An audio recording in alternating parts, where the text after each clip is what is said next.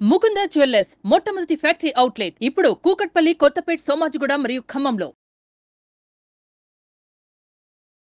Welcome to Suman TV. నేను మీ Suman TV Nag. Kolkata ఇన్సిడెంట్కి సంబంధించినటువంటి వాటిల్లో ప్రీవియస్గా నేను అండ్ రవీంద్రనాథ్ గారు ఒక వీడియో చేశాం. సో నార్త్ బెంగాల్లో మొత్తం కనుక చూసుకుంటే ఒక్కొక్క లాబియింగ్ జరిగింది అని చెప్పేసి, ఆ ఒక్క ఇన్సిడెంట్ ఈ ఎంటైర్ కేసుకి సంబంధించినటువంటి వాటిల్లో జస్టిస్ త్వరగా రానివ్వకుండా చేస్తుంది అనేటువంటి విషయాన్ని ఆయన జస్ట్ అలా చెప్పి ఒక్కొక్క వీడియోలో చెప్పడం జరిగింది. అయితే దీనికి సంబంధించినటువంటి ఎంటైర్ ఇష్యూలో ఆ లాబియింగ్ ఏంటి, నిజంగా అక్కడ ఉండేటువంటి స్టూడెంట్స్ సో జనరల్గానే పట్టాలు పుచ్చుకున్నారా, నిజంగానే అక్కడ లాబియింగ్ జరుగుతుందా, దీనికి సంబంధించినటువంటి పూర్తి విషయాలు ఈరోజు మనతో పాటు హైకోర్టు అడ్వకేట్ రవీంద్రనాథ్ గారు ఉన్నారు. వారి మాటలను అడిగి తెలుసుకుందాం. Hello sir. హాయ్ అండి నాగరాజ్ గారు. సార్, జనరల్గా మనం చూస్తే ప్రీవియస్ వీడియోలో మీరు ఒక మాట అంటం జరిగింది. ఎలానంటే అది కాలేజ్ కాదు, అక్కడ చాలా వాటికి సంబంధించినటువంటి వాటిల్లో ఒక్కొక్క అంటే అన్ని రకాలుగా చూసుకున్నా కూడా ఇర్రెగ్యులేషన్సే ఉన్నాయి అని చెప్పేసి ఒక పెద్ద లాబియింగ్ నడుస్తుందని చెప్పేసి చెప్పడం జరిగింది. ఒక కీలక నేత పేరు కూడా మీరు బయటికి తీసుకురావడం జరిగింది. ఈ లాబియింగ్ అనేది సూత్రధారి అనేటువంటి పాయింట్ నుంచి చూస్తే అంటే అక్కడ ఉండేటువంటి స్టూడెంట్స్ అందరూ పాత్రధారులే తప్ప సూత్రధారులు కాదు. బట్ ఈ లాబియింగే పెద్ద సూత్రధారి. అందుకే బయటికి ఈ రోజుకి జస్టిస్ రాకపోవడానికి ప్రధాన కారణం. అందులో టోటల్ గవర్నమెంటే ఇన్వాల్వ్ అయ్యిందా అనేటువంటి విషయం కూడా రాకమానదు మనకి. ఏంటి సార్ అసలు అది? బేసిక్గా ఈ నార్త్ బెంగాల్ లాబీ దీని గురించి మనం గడిచిన వీడియోలో దీని గురించి కొంతగా మనం చెప్పుకోవడం జరిగింది. ఆగస్టు 9 ఆర్జికర్ మెడికల్ కాలేజ్ జరిగినటువంటి ఏ సంఘటన అయితే ఉందో దానికి సంబంధించి రకరకాల అప్డేట్స్ వస్తూ ఉన్నాయి. సంజయ్ రాయ్ దీన్ని ఈ నిందితుడు అని చెప్పి ఒకే ఒక వ్యక్తిని సూత్రధారిగా చేశారు యాక్చువల్గా జరిగిన విషయంలో. అయితే ఆ తర్వాత ఒకటి ముఖ్యంగా ఆ college X principal Sandeep Ghosh మీద ఆర్థిక అవకతవకలకు సంబంధించి ఆయన మీద ఒక పూర్తిగా ఎంక్వైరీలు చేశారు, ఇంట్రాగేషన్ చేశారు, రకరకాల కొత్త విషయాలు వెలుగులోకి వచ్చాయి. ఆ తర్వాత ఈడీ ఎంటర్ అయింది. ఈడీ ఎంటర్ అయిన తర్వాత సందీప్ ఘోష్ యొక్క అక్రమార్జన కేసులు ఎక్కడెక్కడ ఉన్నాయని వెలికి తీయడం మొదలుపెట్టారు. ఇందులో భాగంగా సిబిఐ వాళ్ళు ఎంక్వైరీ చేస్తున్న విషయంలోనే ఈ నార్త్ బెంగాల్ లాబీ అనేటువంటి ఒక వర్డ్ బాగా రిపీటెడ్గా వినిపించడం జరిగింది. దాంట్లో ఉన్నటువంటి కీలకమైన వ్యక్తులను కూడా మొన్న అరెస్ట్ చేశారు ఒక వారం రోజుల క్రితం. వాళ్ళని అరెస్ట్ చేసి వాళ్ళు ఇంట్రాగేషన్ చేసిన తర్వాత వాళ్ళు చెప్తున్నటువంటి ఆ విషయాలు ఒకటి ఎక్కడంటే తీగలాగితే డొంకంతా కదులుతుంది అన్నట్టుగా విస్తుపోయే విషయాలు బయటకు వస్తున్నాయి దీనికి సంబంధించి. అసలు ఈ నార్త్ బెంగాల్ లాబీ అంటే ఏంటంది, ఈ విషయంలో మిమ్మల్ని అంటే మనకు అందిన ఇన్ఫర్మేషన్ మేరకు మిమ్మల్ని చెప్పే ప్రయత్నం చేస్తాను నాగరాజ్ గారు. ఈ నార్త్ బెంగాల్ లాబీ అన్నది కలకట్టా నార్త్ సైడ్ ఉండే ఒక మెడికల్ కాలేజ్. అది కాలేజ్ యాక్చువల్గా north Calcutta medical college, north medical college. ఇది నార్త్ సైడ్ ఉంటుంది. అయితే ఈ నార్త్ బెంగాల్ లాబీ అనే వర్డ్ ఎలా వచ్చింది యాక్చువల్గా అంటే దీనికి ఏమైనా జియోగ్రఫికల్ అథెంటికేషన్ ఉందా? ఏమీ లేదండి. ఆ కాలేజీని బేస్ చేసుకొని ఒక ముఠా పనిచేస్తుంది, ఒక మాఫియా వ్యవస్థ పనిచేస్తుంది నార్త్ బెంగాల్ కాలేజీ బేస్ చేసుకొని. ఆ మొత్తం మీకు వెస్ట్ బెంగాల్లో 48 గవర్నమెంట్ మెడికల్ కాలేజీలు ఉంటాయి. ప్రభుత్వ వైద్య కళాశాలలు, ఆరోగ్య శాఖ, మంత్రిత్వ శాఖ, ఇవి రెండు జోనర్స్. ఇవి గవర్నమెంట్ మెడికల్ కాలేజీలు, మెడికల్ కాలేజీ బేస్ చేసుకున్నటువంటి మెడికల్ హాస్పిటల్స్, ఈ పక్కన వైద్య ఆరోగ్య శాఖ, ఇవన్నీ కూడా సింక్ అయ్యి నార్త్ మెడికల్ కాలేజీ ఉన్నటువంటి ఏదైతే మనం చెప్తున్నామో ఇక్కడ నుంచి ఒక లాబింగ్ స్టార్ట్ అవుతుందన్నమాట. అంటే టోటల్ సెంట్రలైజ్. ఇది ఒక 10 years బ్యాక్ ఈ వ్యవస్థని ఇక్కడ కొంతమంది డాక్టర్స్ ఏర్పాటు చేయడం జరిగింది. నేను ఈ వీడియో మధ్యలో మీకు ఆ పేర్లు కూడా రివీల్ చేస్తాను. ఎలా చేస్తున్నారో నేను చెప్తాను, దాని తర్వాత అసలు సంఘటనలోకి వెళ్తే ప్రయత్నం చేస్తాను. అయితే ఈ నార్త్ మెడికల్ కాలేజ్ ఉన్నటువంటి వ్యక్తులందరూ కూడా ఒక సిండికేట్గా ఫామ్ అయ్యారు. ఇందులో కాలేజీ ప్రిన్సిపాల్స్ ఉన్నారు, కరస్పాండెంట్స్ ఉన్నారు, అట్ ద సేమ్ టైం కొంతమంది తృణమూల కాంగ్రెస్ పార్టీ యొక్క ఎమ్మెల్యేలు కూడా ఇందులో ఉన్నారు. నేను నిన్న రివీల్ చేసినట్టుగా తృణమూల పార్టీ కాంగ్రెస్ నుండి ఈ సోనార్పూర్కి చెందినటువంటి ఎమ్మెల్యే అయినటువంటి డాక్టర్ సుదీప్తి రాయ్ దీంట్లో ప్రధాన సూత్రధారిగా మనం చెప్పడం జరిగింది. అతన్ని అరెస్ట్ చేసిన తర్వాత మరికొన్ని విస్తుగొలిపే విషయాలు బయటకు వచ్చాయి. అయితే వీళ్ళు ఎలా చేస్తారు, నార్త్ మెడికల్ కాలేజీని కేంద్రంగా చేసుకుని వీళ్ళకి ప్రతి మెడికల్ కాలేజీలో గవర్నమెంట్, నేను చెప్పేంత కూడా గవర్నమెంట్ మెడికల్ కాలేజ్ సంబంధించిన నాగరాజ్ గారు, ప్రైవేట్ మెడికల్ కాలేజ్ సంబంధించింది కాదు.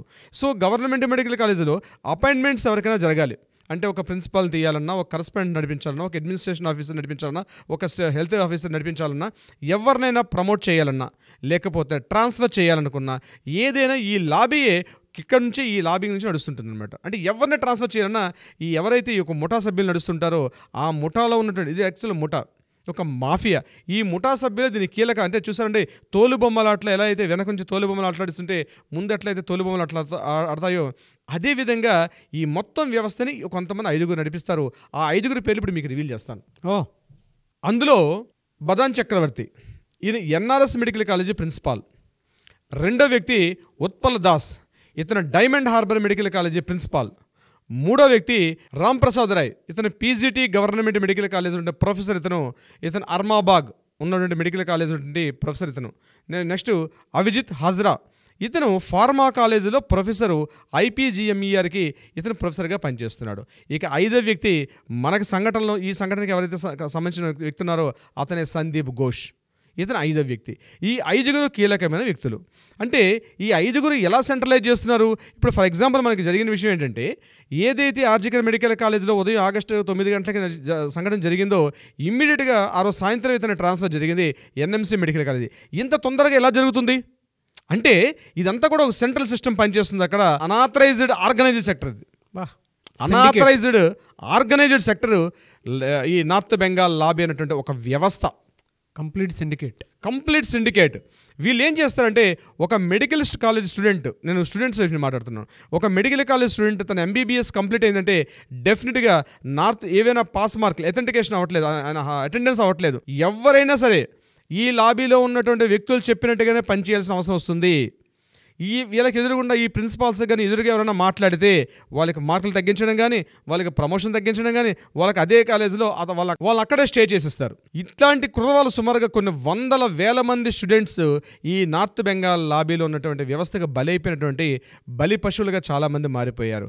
ఎవరిని ట్రాన్స్ఫర్ చేయాలంటే ముందు ఒక షేరింగ్ అన్నది నార్త్ బెంగాల్ లాబీకి వెళ్ళాలి. ఎవరిని ఎక్కడైనా ప్రమోషన్ చేయాలంటే ఖచ్చితంగా వెళ్ళాలి. ఎవరికైనా మెడికల్ కాలేజీలో ఒక రివార్డ్ ఇచ్చారంటే ఖచ్చితంగా నార్త్ బెంగాల్ లాబీకి జరగాలి. ఎటువంటి యాక్టివిటీ జరగాలనుకున్నా నార్త్ బెంగాల్ లాబీలో ఉన్నటువంటి ఎవరైతే కీలక సభ్యులు ఉన్నారో వాళ్ళ త్రూగానే జరుగుతుంది. వీళ్ళని కంట్రోల్ చేస్తూ మరొక డి ఉన్నాడు. ఎవరు సార్ అతను? ఆ డి అనే వ్యక్తిని నేను తర్వాత రివీల్ చేస్తాను. మనకి డి అనే వ్యక్తి వస్తుంది. మనం మొత్తం స్టడీ చేస్తుంటే మనకు దొరుకుతున్న ఇన్ఫర్మేషన్లో కూడా వాళ్ళు డి అంటే డాన్ అని చెప్తున్నారు. ఆ డాన్ అనే వ్యక్తి ఎవరో నేను మీకు వివరించే ప్రయత్నం చేస్తాను. సో ఈ నార్త్ బెంగాల్ లాబీని కూడా కంట్రోల్ చేస్తూ ఒక పైన ఒక డాన్ ఉన్నాడు పైన. ఆ డాన్ ఈ వ్యవస్థని మొత్తం కంట్రోల్ చేస్తూ నడిపిస్తూ వెళ్తున్నాడు దీనికి సంబంధించి. అయితే మొన్న జరిగినటువంటి ఆర్జికర్ మెడికల్ కాలేజీలో ఏ సంఘటన జరిగిందో ఆ సంఘటన కూడా మీరు ఎగ్జాంపుల్ చెప్తున్నాను.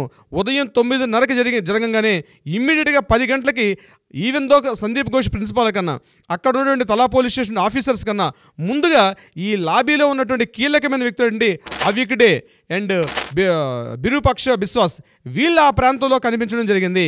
వీళ్ళు ఏంటంటే సంఘటన అంటే ఎక్కడ ఏం జరిగినా ఇమ్మీడియట్ ఫ్రాక్షన్ ఆఫ్ ఇందులో ఒక వ్యక్తి అయితే 110 కిలోమీటర్ల డిస్టెన్స్లో ఉంటాడు ఈ యొక్క నార్త్ మెడికల్ కాలేజ్కి. కానీ ఆయనకి ఆర్జికర్ మెడికల్ కాలేజ్ ఎటువంటి సంబంధం కూడా లేదు. అతను కూడా ఇమ్మీడియట్గా సంఘటన జరిగిన ప్రదేశానికి 10 గంటలకు వచ్చి ఆయన అక్కడ జాయిన్ అవ్వడం జరిగింది. వీళ్ళందరూ కూడా మానిటరింగ్ చేస్తూ సుదీప్ రాయ్ ఉంటాడు. సుదీప్ రాయ్ కంప్లీట్గా అతను ఒక ప్రెజెంట్ ఎమ్మెల్యేగా అట్ ద సేమ్ టైం డాక్టర్గా. ఇందులో కూడా ప్రధానంగా ఆర్థోపెడిక్ సర్జన్స్ యొక్క పాత్ర ఎక్కువగా ఉంటుంది. ఇందులో ఉన్నట్టు నేను చెప్పినట్టు ఐదుగురు 5 నేమ్స్ ఏది చెప్పానో ఇందులో మోస్ట్ ఆఫ్ ఎక్కువ కూడా ఆర్థోపెడిక్ సర్జన్సే వీళ్ళందరూ కూడా. అంటే ఆర్థోపెడిక్ సర్జన్స్ వ్యవస్థలో ఈ యొక్క నార్త్ బెంగాల్ లాబీ వ్యవస్థ పనిచేస్తూ ఉంటుంది. ఈవెన్ దో ఎంబీబీఎస్ స్టూడెంట్ చదివినా, ఒక పీజీ స్టూడెంట్ ట్రాన్స్ఫర్ కావాలనుకున్నా, ఆయనకి ప్రమోషన్ ఇవ్వాలన్నా, ఈవెన్ దో ఆయనకి సర్టిఫికేట్ ఇష్యూ చేయాలన్నా ప్రతి విషయంలో కూడా నార్త్ బెంగాల్ లాబీ ఒక ముఠా మాఫియా పనిచేస్తుంటుంది. గడిచిన దశాబ్ద కాలంలో ఎంతో వీళ్ళు పాతుకుపోయినారు. ఎప్పుడైతే సిబిఐ ఇంట్రాగేషన్స్కి వీళ్ళని అరెస్ట్ చేశారో ఈ 5గురు పేర్లు బయటకు వచ్చాయి. ఇంకా తవ్వుతున్న కొద్దీ కొత్త విషయాలు వెలుగులోకి వస్తున్నాయి. కొన్ని సంఘటనలు ఎంత దారుణం అంటే నాగరాజు గారు, హ్యూమన్ ట్రాఫికింగ్లో కూడా నార్త్ బెంగాల్ లాబీ పనిచేస్తుంది. ఇందులో సెక్స్ రాకెట్ ఉంది. నార్త్ బెంగాల్ లాబీ ఇస్ కీలకమైనటువంటి హ్యూమన్ ట్రాఫికింగ్. ముఖ్యంగా దీనికి సంబంధించి చాలా కీలకమైన విషయాలు ఉన్నాయి. అట్ ద సేమ్ టైం అవయవాల యొక్క మార్పిడి, ఎక్స్పోర్ట్ జరుగుతున్నాయి. ఇక్కడి నుంచి ఈ యొక్క కాలేజ్ నుంచి ప్రతి కాలేజ్ నుంచి కూడా ఎక్స్పోర్ట్స్ అవుతున్నాయి. దీని మీద ఒక సిండికేట్ ఫామ్ అయినా దీని అందరూ మానిటరింగ్ చేస్తారు. ఒక ప్రభుత్వ వ్యవస్థకి పేర్ల గవర్నమెంట్ నడుస్తుంది. గవర్నమెంట్ మెడికల్ కాలేజీకి పేర్ల గవర్నమెంట్ మెడికల్ కాలేజ్ నడుస్తుంది. ఎప్పుడైతే ఆగస్టు 9 సంఘటన జరిగిందో హెల్త్ డిపార్ట్మెంట్ ఈజ్ ద పేర్ల actual government body. Health department అంది గవర్నమెంట్ మెడికల్ కాలేజ్ ఒక కాలేజీ వ్యవస్థ. అయితే ఈ కాలేజీలు హాస్పిటల్స్ పైన ఉండే ఒక syndication form is the North Bengal lobby. Even though ఈ North Bengal lobby government college వ్యవస్థ కాకుండా హెల్త్ డిపార్ట్మెంట్ కూడా ఇన్ఫ్లుయెన్స్ చేసే పరిస్థితిలో పడ్డారు వీళ్ళు. కానీ హెల్త్ డిపార్ట్మెంట్ మాత్రం వీళ్ళని ఎప్పుడు దగ్గర రానియకుండా పేర్లలుగా ఇప్పుడు గడిచిన దశాబ్ద కాలంలో ప్రతి చిన్న విషయంలో ఒక టెండర్ నోటీస్ రిలీజ్ చేయాలనుకున్నా, ఒక చిన్న కాలేజీలో వర్క్ జరగాలనుకున్నా నార్త్ బెంగాల్ లాబీకి రావాల్సిన షేర్ వస్తేనే హెల్త్ డిపార్ట్మెంట్ నుంచి రావాల్సిన ఫండ్స్ రిలీజ్ అయ్యాయి. ఈ విషయంలో నార్త్ బెంగాల్ లాబీకి హెల్త్ డిపార్ట్మెంట్ మధ్య ఎప్పుడు వార్స్ జరుగుతూ ఉండేటి.